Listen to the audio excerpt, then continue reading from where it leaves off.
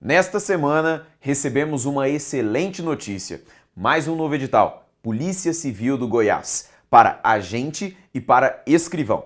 O Na Ponta da Língua desta semana vai falar justamente acerca deste concurso, uma edição especial do nosso programa, justamente para tratarmos como a banca CESP aborda a língua portuguesa em seus certames, tanto na parte objetiva, bem como na parte discursiva. Estamos juntos. Vamos lá, amigos. Estamos agora na ponta da língua.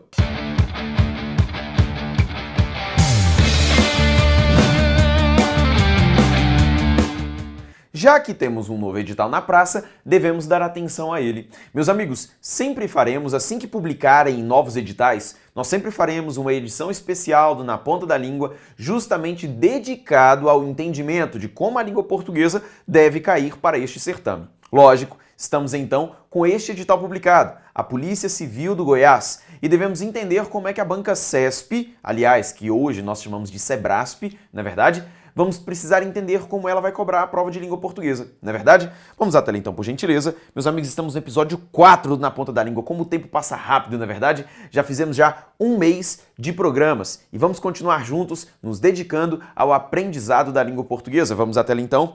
Meus amigos, olha lá.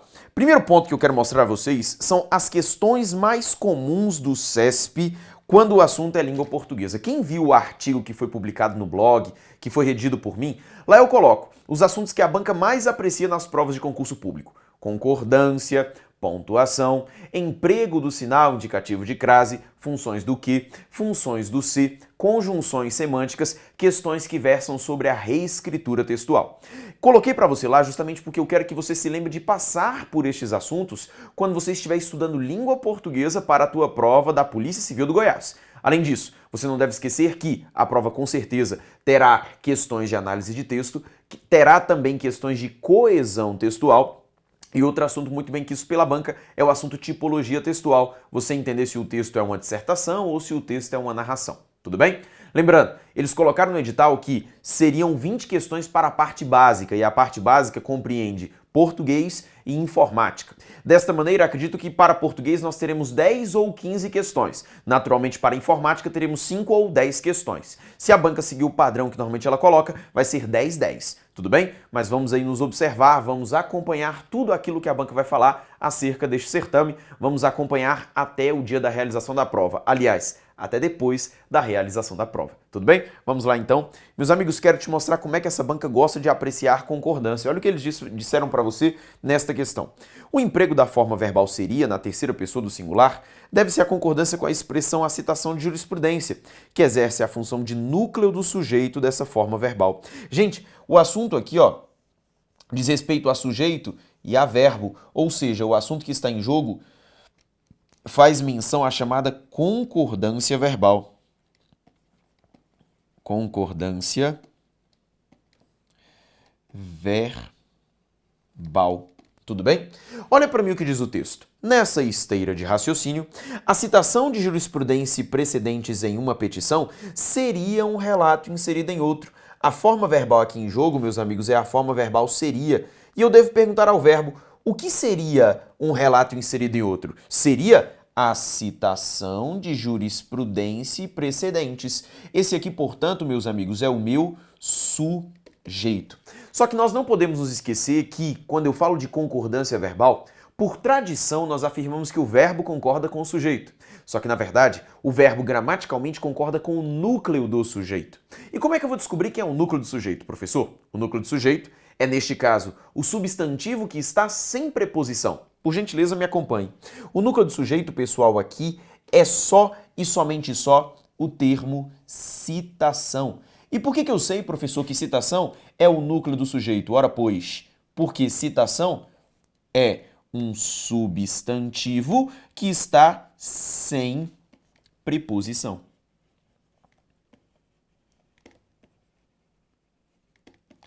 A palavra jurisprudência também é um substantivo. A palavra precedentes também é um substantivo, todavia elas estão acompanhadas da preposição de, porque é uma citação de jurisprudência, é uma citação de precedentes.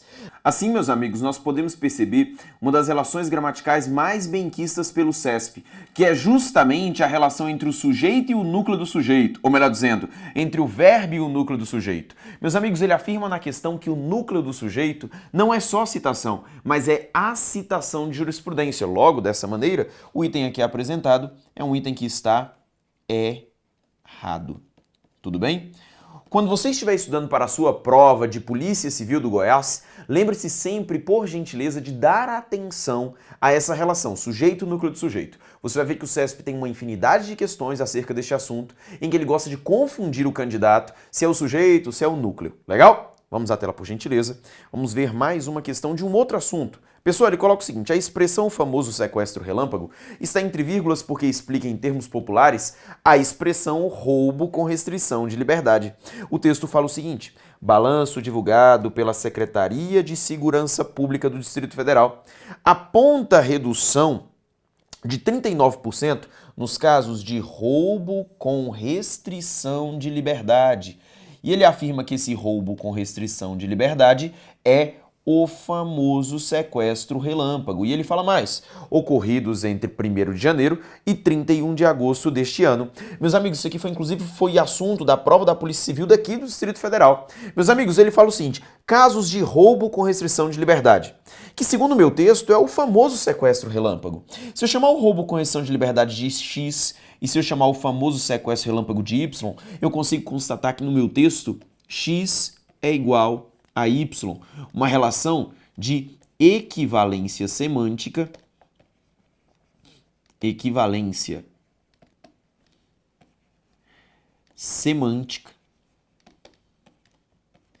que é marcador, indicador da presença da função sintática de aposto.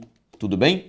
Este termo, portanto, pessoal, o famoso sequestro relâmpago, ele foi empregado no texto para ser um aposto. Cabe ressaltar o seguinte: aposto não é o que tem duas vírgulas, tá, gente? Aposto significa ter igualdade semântica, significa ter equivalência semântica. Tudo bem? Agora, por que eu tenho as vírgulas, professor? Porque no meu texto eu consigo perceber o seguinte, que aqui, ó, o famoso sequestro relâmpago, ele foi empregado para explicar o roubo com restrição de liberdade. As vírgulas existem não por ser aposto, mas por este termo ter finalidade explicativa. Porque aqui eu não tenho um aposto qualquer. Eu tenho um aposto chamado de aposto explicativo. Tudo bem? E é devido ao fato de ser explicativo que eu tenho a presença de duas vírgulas. Ou seja, acompanha comigo a leitura do item. A expressão o famoso sequestro relâmpago está entre vírgulas porque explica em termos populares. Ora, o que é mais popular? O famoso sequestro relâmpago ou o roubo com restrição de liberdade? Ora, o famoso sequestro relâmpago. A expressão roubo com restrição de liberdade. O item, portanto, é um item certíssimo, ligado ao assunto pontuação da língua portuguesa. Chamo sua atenção por quê? Porque o CESP adora afirmar nas questões de prova que vírgulas são empregadas com finalidade explicativa. Olha para a tela para mim, por favor. Quando eu falo de pontuação, pessoal, vou colocar assim para você, ó, pontuação explicativa. Pontuação explicativa. Só ocorre com duas formas sintáticas da língua portuguesa. A primeira delas, os apostos. Tudo bem? A segunda delas, as orações subordinadas a adjetivas. Portanto, meus amigos, eu só posso falar que a vírgula tem finalidade explicativa se estiver com um aposto ou se estiver com oração subordinada adjetiva. Aposto, x igual a y. Oração subordinada adjetiva, só se lembrar dos pronomes relativos da língua portuguesa. Tudo bem? Vamos de novo à tela. Meus amigos, olha só, mais uma questão de outro assunto para a gente ver como é que o CESP cobra. O emprego do sinal indicativo de crase em as transformações justifica-se porque o termo restrições exige complemento regido pela preposição a, e a palavra transformações está precedida de artigo definido feminino no plural. Uma questão muito comum na banca CESP, que é uma questão que fala sobre crase, todavia ele não quer saber aqui se a crase é facultativa, se a crase é obrigatória ou se a crase é proibida. Ele só quer saber o porquê da crase. A crase já está lá no texto e ele quer saber os motivos pelos quais o sinal indicativo de crase foi empregado. Tudo bem? É um tipo de questão muito comum, quase que exclusivamente cobrado pelo CESP e que essa banca gosta demais de explorar esse tipo de questão. Veja comigo no texto. Ele fala o seguinte: se as restrições históricas às transformações não prevalecerem, perceba comigo o seguinte, que aqui ó, eu tenho as com acento grave. Se eu tenho as com acento grave, eu sei que aqui neste lugar reside uma fusão da língua portuguesa. Um A e um as. Tudo bem? Meus amigos, o primeiro passo é entender que esse primeiro A, ele deve ser uma preposição. E que neste contexto alguém pede essa preposição. Se as restrições históricas, ora, meus amigos, se são restrições a algo. E mais que isso, pessoal, o vocábulo transformações é, na gramática da língua portuguesa, um substantivo que é feminino e que é plural. Logo, ele admite a presença do artigo as. Então agora é só você conferir comigo se é justamente isso que ele explica no item. O emprego do sinal indicativo de crase em as transformações justifica-se porque o termo restrições exige complemento regido pela preposição a. Beleza? E a palavra transformações, que está aqui, está precedida, ou seja, vem antes dela, de artigo definido feminino no plural. Ora, amigos, o item aqui é um item certíssimo. Detalhe importante. Quando é que essa questão costuma dar errado no CESP? Quando ele fala que outro termo pede a preposição. Por exemplo, imagine comigo que a questão fosse: o emprego do sinal indicativo de crase no referido termo se justifica porque históricas exige complemento regido pela preposição a. E históricas não pede preposição. E por isso que o item já seria errado, tudo bem? Normalmente, quando essa questão dá errada numa prova do CESP, é porque ele fala que um outro vocábulo diferente é que pediu a preposição. Tudo bem? Vamos à tela mais um pouquinho. Vamos ver outro assunto muito bem quisto por essa banca. Agora, vamos falar sobre orações adjetivas. Ele fala o seguinte no texto: a oração subsequente à expressão mais irrigação tem natureza restritiva. Pessoal, ele fala que a oração subsequente à expressão mais irrigação, tudo bem? Pessoal, quando ele fala de oração de natureza restritiva, ele está falando de oração subordinada adjetiva da língua portuguesa. Veja para mim, pessoal, que aqui, ó, eu tenho a presença de um que. Este que eu poderia fazer da seguinte maneira: entre as iniciativas desenvolvidas pelo Ministério da Integração Nacional, o MI, por meio da Secretaria Nacional de Irrigação, está o Programa Mais Irrigação, o qual prevê investimentos de 10 bilhões em recursos federais em parcerias com a iniciativa privada. Isso, pessoal, serve para dizer que este que está aqui empregado é um pronome relativo. Um pronome relativo. Pronome relativo na língua portuguesa, pessoal, ele tem por finalidade introduzir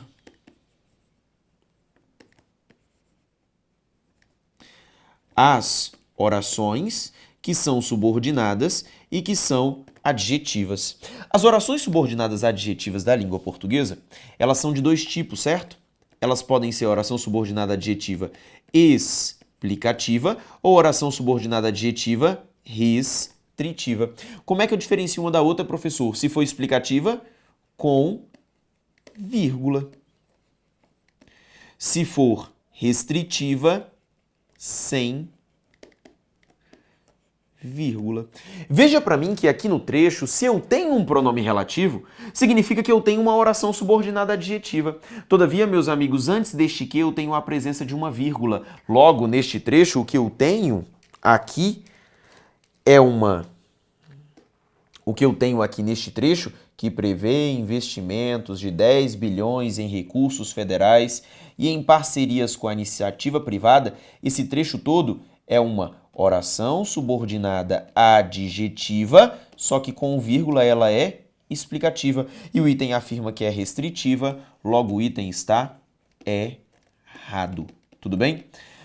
Das funções do que, pronome relativo, conjunção integrante, a mais benquista é o pronome relativo. Além disso, A banca gosta muito de saber desses valores das orações adjetivas, explicativa, restritiva. É preciso ter atenção, é um assunto muito frequentemente cobrado por esta banca, ok? Vamos à tela mais uma vez. Quero te mostrar mais uma questão de mais um assunto muito bem quisto por essa banca, que fala o seguinte: o sentido original e a correção gramatical do texto seriam mantidos, caso a expressão mesmo com os fosse substituída por a despeito dos. Olha o que diz o texto. Mesmo com os avanços na área de segurança, os crimes virtuais ou cybercrimes continuam causando muitos problemas financeiros. Gente, ele fala para você acerca deste mesmo com os, que eu gostaria que você testasse para mim a seguinte possibilidade. Eu poderia trocar esse mesmo com os por apesar dos?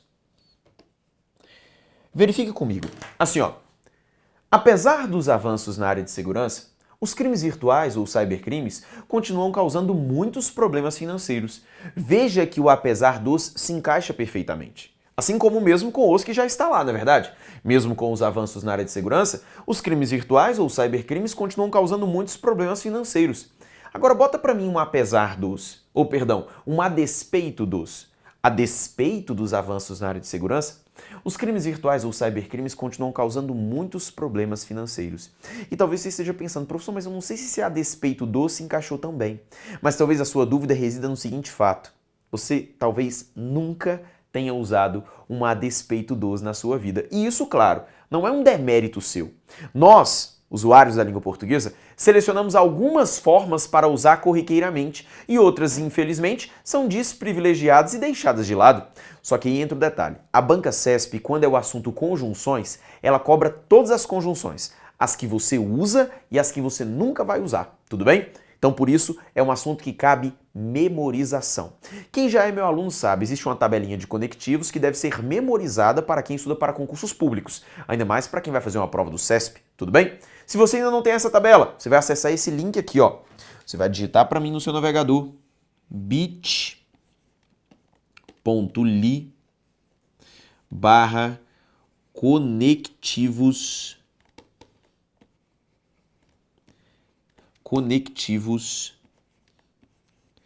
Elias.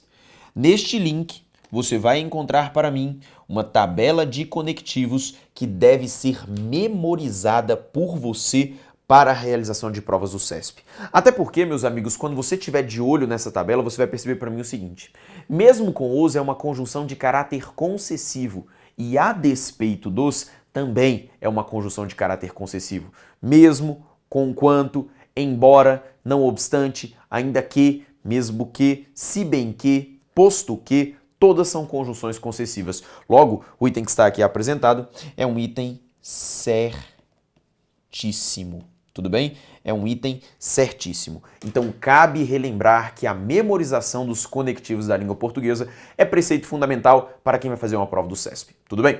Agora eu gostaria de falar para você sobre a redação discursiva. Claro, não vou falar muito aqui, vou falar só um pouquinho, só para você ter uma noção do que pode aparecer para você em prova. A banca deixa claro que tanto para o cargo de agente, bem como para o cargo de escrivão, a redação discursiva versará sobre um dos conhecimentos específicos, que segundo o edital são noções de direito constitucional, noções de direito administrativo, noções de direito penal e noções de direito processual penal. Tudo bem? Normalmente, o que a gente vê nas provas ligadas às carreiras policiais? O tema ou é sobre penal ou é sobre processual penal. Tudo bem? Veja para mim, por gentileza, na tela, a última prova da Polícia Rodoviária Federal de 2013. Ele colocava o seguinte texto: nas regiões brasileiras de fronteira, o crime de contrabando, tipificado no artigo 334 do Código Penal, no capítulo referente aos crimes praticados por particular contra a administração geral, ao lado do tráfico de entorpecentes e drogas afins, é o que mais importuna a atividade dos poderes públicos, tanto de prevenção e fiscalização, quanto de repreensão e apuração das responsabilidades penais. O Brasil tem uma peculiaridade em relação a esse crime, devido ao fato de possuir milhares de quilômetros de fronteira seca, muito difíceis de fiscalizar. Aí ele fala o seguinte: considerando que o fragmento de texto acima tenha caráter unicamente motivador, e cabe ressaltar essa expressão, caráter unicamente motivador, que quer dizer o seguinte para você: você não vai copiar nada do texto que está acima apresentado. Ele fala para você redigir um texto dissertativo que atenda necessariamente ao que se pede a seguir, e ele coloca os seguintes tópicos. O primeiro deles: defina o crime de contrabando. indique em linhas gerais as circunstâncias que integram esse tipo penal, ou seja, ele está pedindo para você tipificar dentro do Código Penal o crime de contrabando. O que mais que ele pede para você? Comente acerca das principais mercadorias e cargas contrabandeadas no território brasileiro.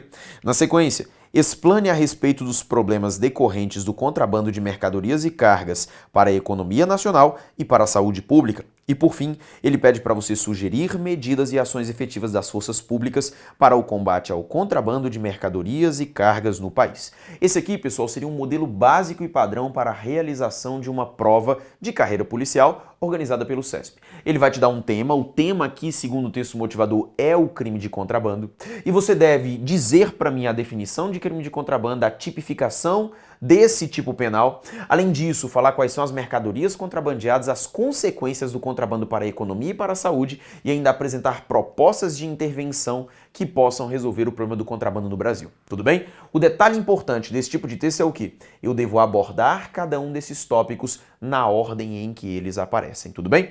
Só que, meus amigos, eu quero chamar a sua atenção para um outro detalhe em especial. Primeiro, estou te mostrando como é que se configura esse tipo de proposta. Só que o CESP já fez isso em outras provas, que é o seguinte: ele deixa claro no edital que será a produção de um texto dissertativo, tudo bem? Sobre direito penal, direito processual penal, direito constitucional, direito administrativo. Ele deixa claro isso no edital. Só que aí na hora da prova da carreira policial, ele faz isso aqui. Observa comigo. Prova da Polícia Civil do Distrito Federal para o cargo de escrivão de 2013. Olha só o que ele coloca para você. Maurício, estudante com 23 anos de idade, sem antecedentes criminais, encontrava-se na fila de um supermercado aguardando sua vez para pagar pelo produto escolhido. Ainda na fila, Maurício foi abordado por Renato, segurança do estabelecimento, que pediu para revistá-lo, pois o havia visto colocando algumas peças de roupa dentro da mochila. De fato, Maurício havia pegado as roupas, que foram avaliadas em R$ 115.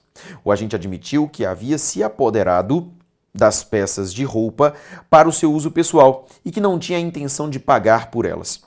Renato solicitou então a presença da Polícia Militar, que, ao analisar o caso, deu voz de prisão em flagrante a Maurício, conduzindo-o à delegacia de polícia mais próxima para a lavratura do respectivo auto de prisão. Meus amigos, qual que é a diferença da proposta anterior para esta proposta?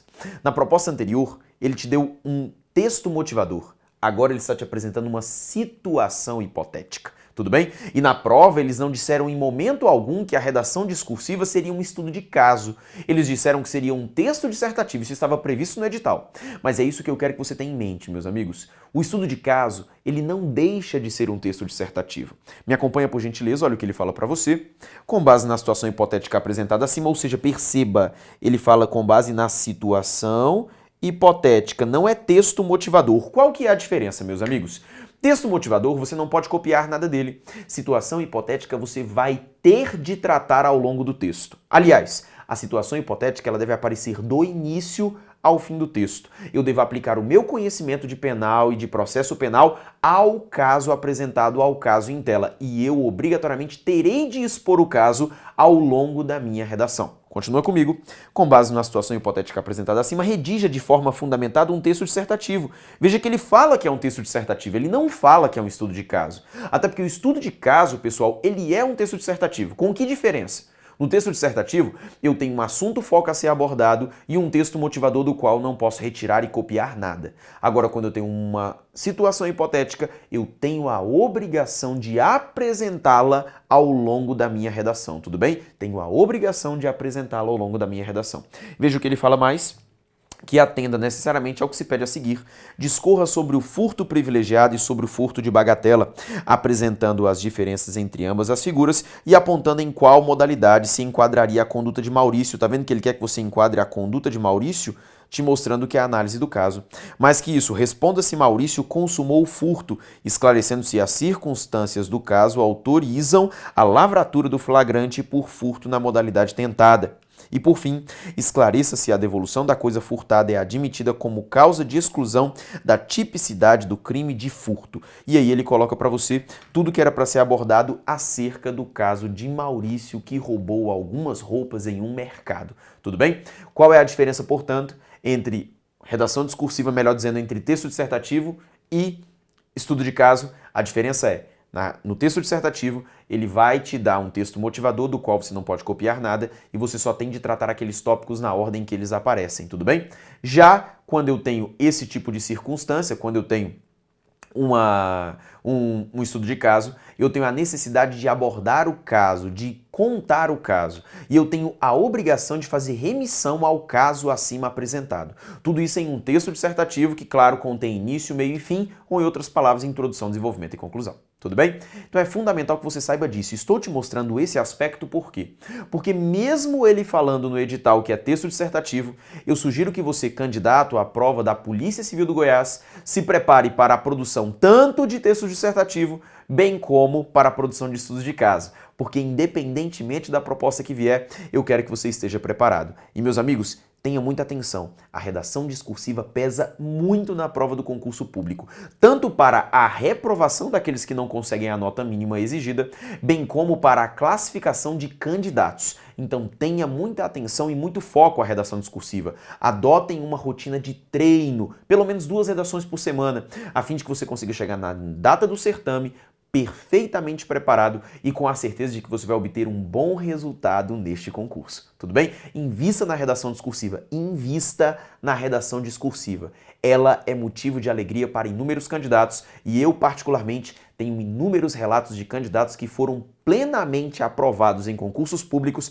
em função de uma boa produção textual. Então vale a pena o treino, vale a pena a dedicação, vale a pena os estudos. Se for o caso, observe aí no Gran Curso Online, nós temos diversos cursos de redação discursiva, tem o meu, da professora Vânia Araújo, que são base para que você consiga se orientar e produzir um bom texto no dia da prova da Polícia Civil do Goiás. Tudo bem, meus amigos? Dessa maneira, eu encerro com vocês o nosso 4º episódio de Na Ponta da Língua. Fico muito feliz com a participação e interação de vocês e com certeza faremos ainda muitos outros trabalhos acerca da nossa querida e amada língua portuguesa. Conte comigo, conte conosco, conte com o Gran Cursos Online, rumo à aprovação, rumo à Polícia Civil do Goiás. Um forte abraço, até a próxima.